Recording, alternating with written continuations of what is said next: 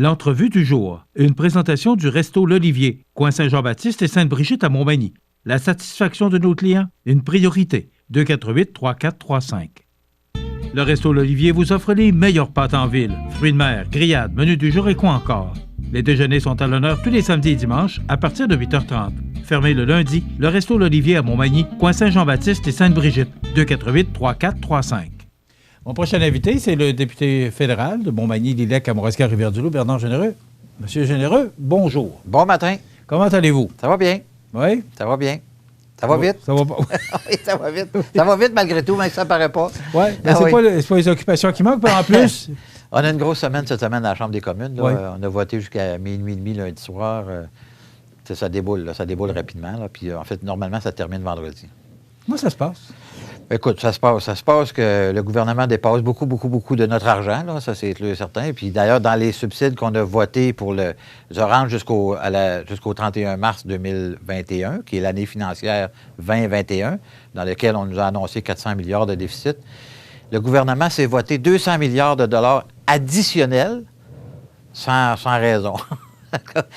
C'est pas dans les questions de ce matin, non, mais c'est pour te dire, on a voté contre ça, bien sûr. Écoute, oui, mais Bernard, c'est un gouvernement minoritaire. Si vous n'êtes pas content, vous pourriez... Non, mais nous, on vote contre, là. Ouais. Le NPD a voté pour, puis le NPD, il en veut encore plus. Ah ouais, mettez-en, pas un problème. En tout cas, regardez, il y a comme des divergences très, très, très fondamentales de la façon dont, financièrement, on doit gérer le pays actuellement. Mais le NPD accepte ça, lui. Le NPD, parce que si vous vouliez, avec le NPD, vous pourriez défaire le gouvernement. Le NPD, lors du dépôt de Mme Freeland, du dépôt de sa mise à jour économique, l'a accusé d'avoir coupé des dépenses, imagine-toi. Ça se peut-tu? C'est fou, ça n'a pas de bon sens. Je ne sais pas quelle planète ils vivent. Et il l'a accusé. Elle dit, il a répondu à celui qui lui a posé la question, il a répondu, oh mon Dieu, c'est bien la dernière affaire que je m'attendais à me faire poser comme question aujourd'hui, de couper des dépenses. Elle est tombée en bas de sa chaise. Mais qu'est-ce que tu veux? Mais est-ce qu'il y a quelqu'un qui va finir par intervenir? Ben, moi, c'est la question que je me pose. Oui, parce qu'on est dans un gouvernement vous intervenez, mais il ne se passe rien parce que le NPD... Ben oui, le NPD puis le Bloc québécois. Le Bloc québécois vote avec le gouvernement. Le Bloc québécois, actuellement, donnez-en. C'est vrai, le Bloc québécois. Ah, totalement. Oui, let's go. L'indépendance, pas de problème. Ils en veulent. Qui va payer? Imagine-toi si le pays, Québec est un pays, on sera en faillite, là, c'est pas compliqué. Quand tu regardes la dette fédérale, puis ramène ça, là, on a déclaré une dette de 15 milliards, je pense, ça serait 115 milliards. Pas une dette, mais un déficit, pardon. Donc, ça restait, je veux dire, il faut apprendre à quelque part cet argent-là, là, je veux dire, elle ne pousse pas dans les arbres. En tout cas, on va voir ce qu'elle va donner. Mais c'est pas parce qu'on ne fait pas l'effort d'essayer de corriger la situation. Non, mais on se pose toujours la question à savoir, justement, ça va prendre un gouvernement responsable. Et le NPD vote pour, alors qu'à un moment donné, il va falloir que ça arrête. C'est 1100 milliards de dettes accumulées. C'est pas fini. On ne sera jamais capable. Moi, je dis toujours, la carte de crédit, à un moment donné, il faut la rembourser. Absolument. Et là, les intérêts sont bas, mais à un moment donné, ça va monter. Exactement. On dit toute la même affaire. OK. On dit toute la même chose. Vous avez, le 2 décembre dernier, voté une motion pour saluer le personnel dévoué. Et je voulais en parler. Oui. Parce qu'on parle beaucoup de pandémie. Mais vous avez voté une motion avec vos collègues pour les employés, le personnel dévoué qui est actuellement aux prises avec la deuxième vague de la COVID-19. Tout à fait. Je pense que c'est le minimum que moi je peux faire par rapport à ça, c'est de féliciter puis de remercier ces gens-là qui travaillent dans nos hôpitaux, dans les CHSLD. Écoutez, moi, personnellement, j'aurais beaucoup même de difficulté à occuper un emploi comme celui-là dans un temps régulier. Imaginez-vous dans un temps de pandémie où ils viennent de s'ajouter des couches en termes de sécurité, de tout ce des appareils qu'ils doivent mettre de protection, etc. Moi, je leur lève mon chapeau, là, mais vraiment à deux mains parce qu'ils font un travail extraordinaire. Puis le gouvernement du Québec, actuellement, prend des décisions extrêmement difficiles que je salue, par ailleurs, avec les zones, parce que là, moi, je reçois plein de téléphones des gens qui veulent qu'on change d'une zone orange, une zone rouge pour revenir en orange, là, pour qu'ils puissent avoir des gens qui vont venir à Noël. Là, on nous demande de faire un effort actuellement, là, très, très spécial pour Noël, pour la période des fêtes, de rester chez nous. Alors, écoute, une fois dans notre vie, là, je pense qu'on doit le faire parce que si on veut justement alléger à court et à moyen terme et à long terme le travail justement du personnel du monde hospitalier, il faut qu'on fasse des sacrifices tout le monde. Là. Je suis désolé, mais c'est ça la réalité. Là. Bon, moi je voudrais savoir, parce que probablement que les gens se posent la même question, une motion, ça fait quoi? Parce que là, en fait, c'est bien beau, mais là, je passe pas mes journées à écouter les débats à la Chambre des communes. C'est tellement intéressant. Une motion, c'est une intention. Oui. On va dire ça de même. OK? Bon, et ça fait quoi, là? Pour les gens qui travaillent, ça leur donne quoi, ça? Une motion, c'est une intention. En fait, l'idée, c'est de saluer. En fait, ce que j'ai fait, c'est une motion. C'est pas une motion. Ce que j'ai présenté, c'est un SO 31 qu'on appelle. C'est une déclaration de député.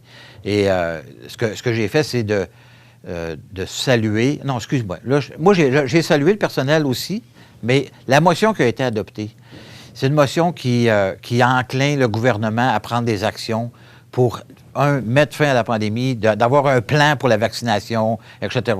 Il y avait plusieurs éléments à l'intérieur de ça.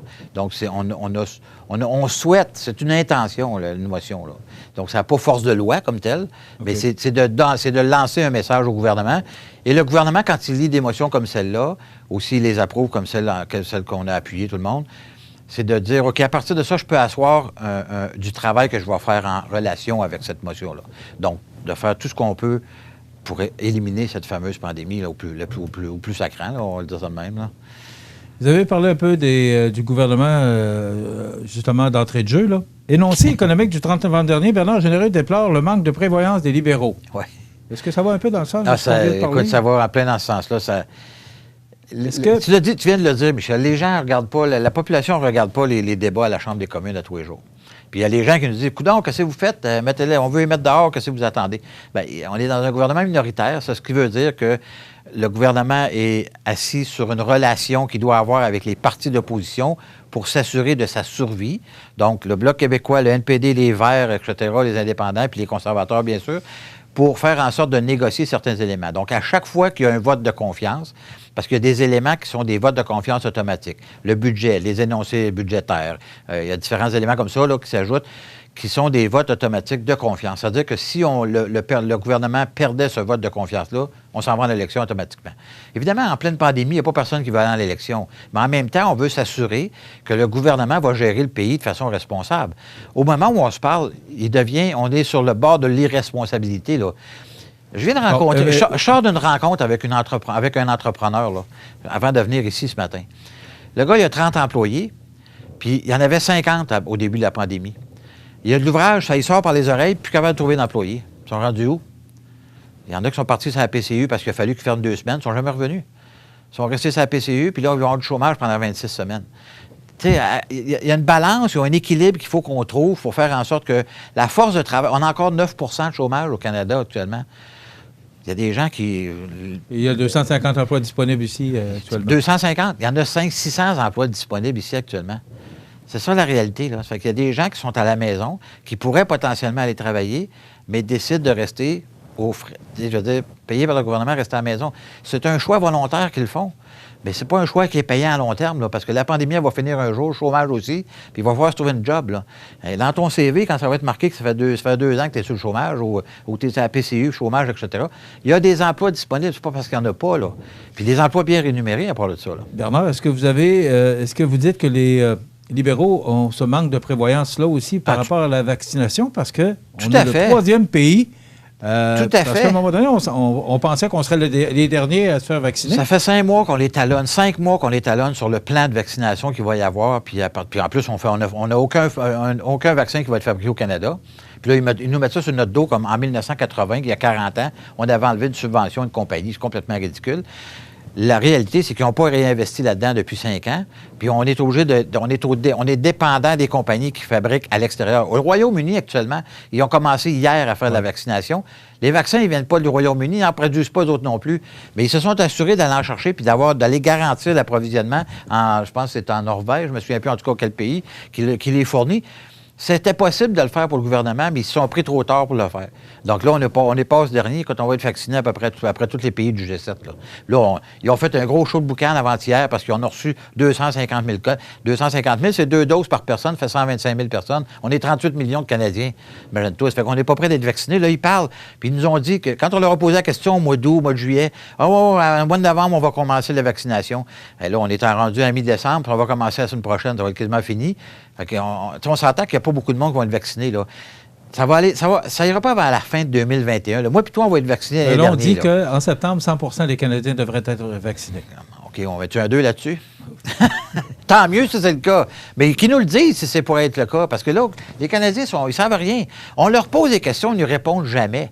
C'est-à-dire, dans le temps d'Harper, là, tout le monde disait que ça n'avait pas de bon sens, il ne répondait jamais aux questions. Trudeau est arrivé en disant on va être transparent, on va être ci, on va être ça. Regarde, c'est pire que dans le temps d'Harper, ça n'avait pas de bon sens. Puis les journalistes, en tout cas, de façon générale, n'en parlent pas beaucoup. On va s'arrêter quelques instants. Ouais, je vais prendre mon souffle. Oui, et on revient avec notre invité dans quelques instants, Bernard Généreux, notre député fédéral. L'entrevue du jour. Une présentation du Resto L'Olivier, coin Saint-Jean-Baptiste et Sainte-Brigitte à Montmagny. La satisfaction de nos clients, une priorité. 248-3435. Alors, notre invité, le député fédéral de Montmagny-Lélac, Kamouraska, Rivière-du-Loup, Bernard Généreux. Bernard, vous vous êtes porté récemment à la défense des producteurs laitiers. Oui. Probablement, on parle toujours de ces charmants quotas de lait. Là. En fait, c'est la gestion de l'offre. La gestion de l'offre. Il faut se souvenir que dans les négociations antérieures des ententes de libre-échange que nous avons eues autant sur le gouvernement Harper que Trudeau, il y avait des compensations qui avaient été promises, des compensations qui tardaient. Il y avait déjà eu un premier versement, puis là, il tardait. Et là, le producteur de lait mettait de la pression sur nous pour qu'on en mette sur les gouvernements de façon à ce qu'ils puissent annoncer quels allaient être leurs plans. Encore une fois, on demandait c'était quoi le plan. On demandait de la transparence. C'est pas compliqué, là. Tu as dit qu'il allait avoir des compensations. Bien, dis-nous c'est quoi, comment de temps, puis combien ils vont avoir. Alors, finalement, ça a été fait la semaine après qu'on a posé des questions. Donc, les producteurs de lait vont avoir leur compensation pour les 2 premières ententes, pas celles avec les États-Unis, mais les 2 premières, l'Europe et le TPT. Ils vont avoir leur entente, ils vont avoir leur compensation sur 3 ans au lieu de 8 ans, ce qui est une bonne nouvelle en soi, et pour les producteurs de lait. Et les producteurs de volailles, d'œufs et de volailles et d'œufs vont avoir leur montant sur 7 ans, je pense. Donc, enfin, ils savent où est-ce qu'ils s'en vont. Là, il va rester à négocier l'entente avec les États-Unis. D'ailleurs, les États-Unis, pas plus tard qu'hier, veulent porter plainte à l'OMC concernant... Parce qu'ils disent que les Canadiens retarderaient l'entrée de produits américains. En tout cas, je ne sais pas trop. J'ai lu rapidement là, qu'est-ce qui se passait, mais encore une fois, la façon dont les libéraux ont négocié cette entente-là, ils ont donné des droits aux Américains de souveraineté sur la façon dont on pouvait exporter à n'importe quel autre pays dans le monde. Alors, sincèrement, on n'aurait jamais fait ça, nous autres. Mais bon, les producteurs laitiers ont accepté ça, et puis... Est-ce que les relations avec Biden, M. Biden, vont être meilleures selon vous qu'avec M. Trump? On l'espère. Il n'y aura pas... Il n'y aurait assurément pas... Écoutez... il est protectionniste aussi, Biden. Absolument. Les États-Unis, c'est les États-Unis. Il ne faut pas penser parce qu'il pense le directeur que le président que ça va changer la façon dont il se comporte.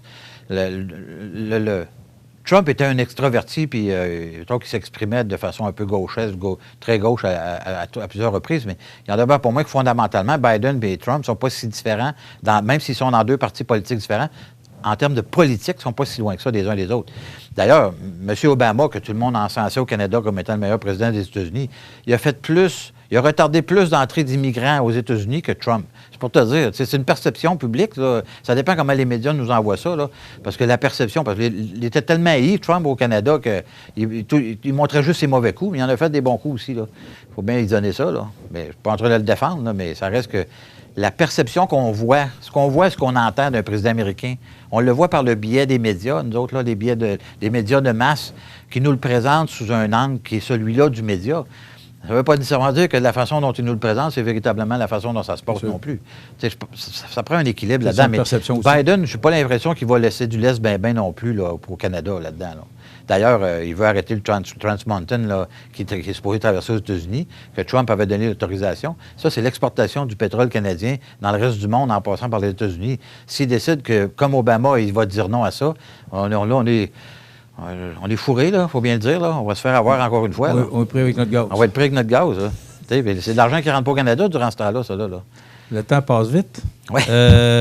Vous avez demandé au gouvernement Trudeau de mettre fin aux audits punitifs des petites entreprises. Expliquez-nous. Oui. En fait, c'est que le gouvernement a lancé un projet pilote, l'Agence de revenus du Canada, pour aller vérifier auprès des entrepreneurs s'ils ont bien reçu les montants qu'ils devaient recevoir, en trop ou en moins, surtout en trop, au niveau de la subvention salariale.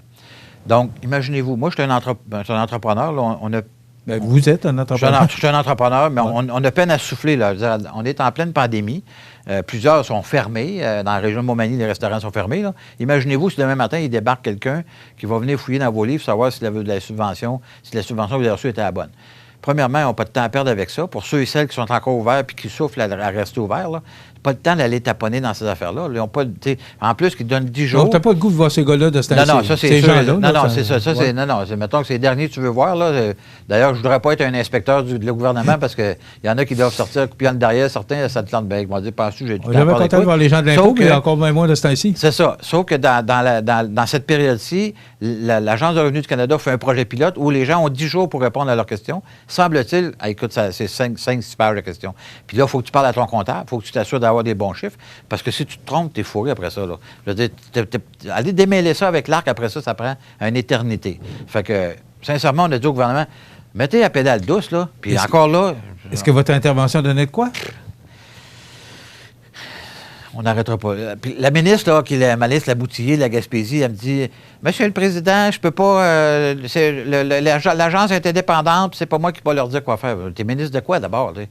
Je veux dire, à un moment donné, mets tes culottes, là. Je veux dire, je peux pas comprendre que dans une société aujourd'hui où on a des responsables, puis une personne qui est ministre, qui n'est pas capable de dire à son agent, regarde, time out, là, on va laisser tranquille, ça va aller après l'impôt. Qu'après l'impôt, puis la pandémie, la vaccination, tout va être fait après ça, on ira voir. Il sera toujours temps. Le gouvernement a 10 ans, puis il va aller chercher de l'argent dans les entreprises. Si on s'est trompé, ils viendront nous voir, puis ils viendront nous le dire. Mais on se donne du temps pour le faire. C'est pas le temps en pleine pandémie d'aller faire des affaires de même. Donc, vous ne pensez pas que ça donne quoi? Je pense pas que ça va donner grand-chose. Mais au moins, regarde, on défend les entrepreneurs, puis on défend le monde qui essaie de survivre actuellement en pleine pandémie. Pas le temps d'aller les écœurer avec des affaires de l'Agence du revenu du Canada. Là. On a d'autres choses à faire, sincèrement. En passant, on ne dit pas de ne pas le faire. On ne dit pas de ne pas le faire. Là. On dit simplement de retarder le... C'est ce que j'ai compris. Oui. Oui, je suis certain que le monde comprend. Il y a la loi C7 qui modifie le Code criminel aide médicale à mourir. Oui. Est-ce qu'il est voté? Est-ce qu'il est adopté? Est-ce qu'il est en voie de réalisation d'adoption? Enfin, il y a une date qui a été fixée par la Cour supérieure du Québec, qui est le 18 décembre, pour réadopter. En fait, cette date-là a été reportée 2 fois depuis le printemps à cause de la pandémie. Et elle va probablement être obligée d'être reportée encore par le gouvernement parce que on a... Nous, les conservateurs, fait d'un débat très important et on continue à faire le débat au moment où on se parle. Au moment où on se parle, c'est en train de se débattre encore à la Chambre des communes. Certains trouvent qu'on est en train de faire de l'obstruction. On n'est pas en train de faire de l'obstruction, on est en train de faire notre travail de parlementaire. On parle de la vie et de la mort ici. Alors, il y a des gens au Canada, c'est très divisé d'ailleurs, les sondages le disent. Là. Il y a des gens qui sont pour l'aide à mourir, il y en a qui le sont contre. La loi, la façon dont le gouvernement a écrit la loi, ça deviendrait enlever la période de 10 jours. Qu'on a au départ. Là. Il y a une période de 10 jours d'attente. Oui. Ça viendrait éliminer ça. Ça viendrait donner la possibilité à des familles de prendre des décisions pour des personnes qui sont handicapées, qui ne peuvent pas parler, qui font de l'Alzheimer, etc. Donc, je te dirais que les conservateurs, de façon générale, portent un regard surtout sur les plus démunis, à savoir que les gens qui ne sont pas en mesure de prendre des décisions pour elles-mêmes. Donc, c'est d'autres personnes qui sont responsables, qui pourraient prendre la décision pour elles ces personnes-là. C'est un enjeu social extrêmement important. Et le gouvernement a prorogé la Chambre des communes pendant 6 semaines. Et avant, quand ils sont venus de la prorogation, ça a pris 7 jours avant qu'ils déposent. Ça fait 25 jours de Chambre des communes qu'on a perdu depuis l'été, là, qu'on aurait pu parler de ça. Là, ils nous arrivent avec ça, puis ils disent, OK, il faut se dépêcher, il faut se dépêcher, il faut se dépêcher. Sincèrement, on n'est pas de ce genre-là, nous autres. On aime mieux prendre le temps de débattre correctement parce qu'il y a beaucoup de groupes représentants, à la fois des Autochtones, à la fois des personnes handicapées, des psychiatres. L'Ordre des psychiatres n'est pas d'accord. Il y a même un député libéral cette semaine qui s'est annoncé pour dire « je suis contre ». Et sais-tu où est-ce qu'il en a parlé? Il n'est même pas capable d'en parler à la Chambre des communes parce que le premier ministre ne le laisse pas parler contre son projet de loi. Il est obligé d'aller dans les médias, à CBC, pour parler de ça, pour dire « moi, je suis médecin ». J'ai été dans ce domaine-là, puis je suis aussi avocat. Alors, je suis les deux, là. Je suis bien placé pour savoir de quoi je parle. Et puis moi, je vais voter contre cette loi-là parce qu'elle est trop permissive. Alors, nous, les conservateurs, ce qu'on dit au gouvernement, on a proposé des amendements et le gouvernement a refusé nos amendements. Alors, actuellement, on est en train de débattre, puis on débat encore, puis on va débattre aussi longtemps qu'il va falloir pour faire prendre connaissance au gouvernement qui aurait intérêt à écouter ce que les autres ont à dire. Parce que le fait qu'on a raccourci les débats, ça a fait en sorte que beaucoup de groupes n'ont pas pu être entendus, puis d'exprimer leur point de vue par rapport à ça. Il reste 3 minutes. Il y aura le 24 décembre prochain.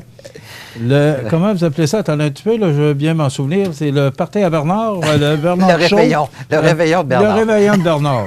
le Bernard Show. Le Bernard Show. Non, c'est le réveillon de Bernard. C'est quoi l'idée? L'idée, c'est que, écoute, on est en confinement, on est à la maison, là, on n'aura même plus le droit de la visite.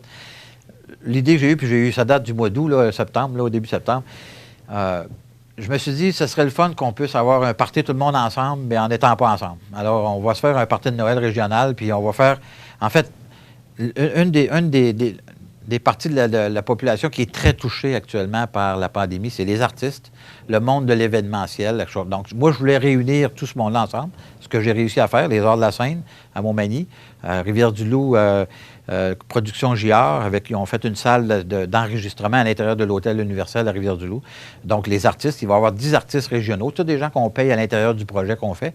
Donc, on encourage ce monde-là tout en faisant en sorte d'égayer la soirée du jour de l'an de la population, le 24 décembre à 19h.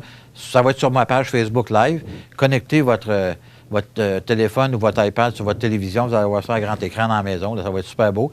Puis des artistes là, connus, pour certains, d'autres moins connus, qu'on va faire découvrir à 19h. OK, jusqu'à... Ça va durer 1h15 environ. OK. Ça va être super beau, super le fun. Je vous dis, ça va être des artistes, puis on a déjà vu et c'est local. Petites affaires. Oui, il y a de la danse, de l'accordéon, du chant, la chorale. Puis on invite, oui, tout à fait. Puis on invite les gens à participer avec nous.